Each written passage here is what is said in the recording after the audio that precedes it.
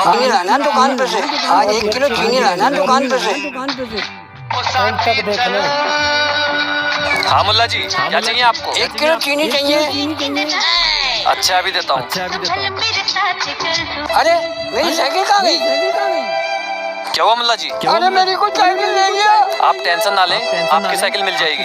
देखो मेरी साइकिल दे दो, वरना मैं वही करूँगा जो मेरे बाप ने करा था। मैं फिर कह रहा हूँ मेरी साइकिल वापस कर दो, नहीं तो वही करूँगा जो मेरे बाप ने करा था। यार ये मुल्ला जी बहुत खतरनाक है। ऐसा इनके बाप ने क्या किया? चलो इनकी साइकिल मैं वापस कर देता हूँ। देखो मेरी साइकिल। ये लो मुल्ला जी आपकी साइकिल। मुल्ला जी, लेकिन आपके बाप ने ऐसा क्या करा था? सुनना चाहता है तो सुन। एक दफा मेरे बाप की साइकिल तुड़ गई थी तो वो नई साइकिल ले आए थे। 1 किलो चीनी लेके आऊंगा दुकान पे से। अच्छी वीडियो।